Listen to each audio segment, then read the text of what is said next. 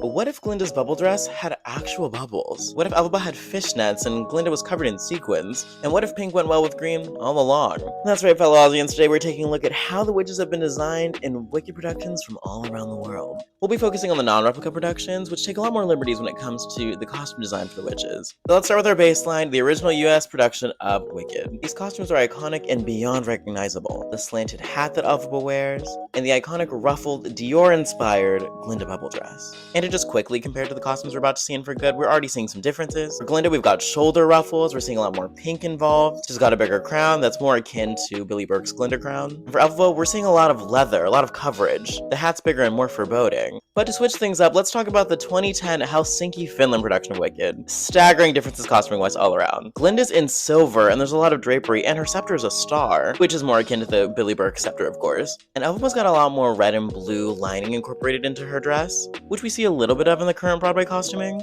but it almost feels akin to like vein work. Glinda is giving me Disco Diva down though. Or how about the 2011 Copenhagen, Denmark production? Based on the color scheme of the dress, one might assume this is supposed to be Thank Goodness. Based on the fact that Elphaba and Glinda are singing together, and Glinda has the Grimoire, this is definitely For Good, which means Glinda's bubble dress is now this like ostrich feather Osmopolitan wonder. And Elphaba's got a lot of jagged textures that also are incorporated into the hat. It kind of gives me like tree bark, very natural. The 2019 Prague Czech Republic production is strikingly different for both of them. Elphaba's dress is very sleek, skin tight, there's skin showing, and Glinda is fully gold, very much a la The Wiz. She's still got that same Goldilocks wig on, and it still has the tiered ruffles that take the Dior inspiration. The Amberg production changes everything up entirely. Elphaba's got some cheeriness going on the sleeves, and her hat is scaly, and Glinda is giving us an entirely new color scheme, silhouette, and everything. There's something very futuristic about this. Honestly, not mad at it. The 2023 Sao Paulo production full sends Elphaba in scales, like the entire dress is scales, and Glinda is back in a pink, like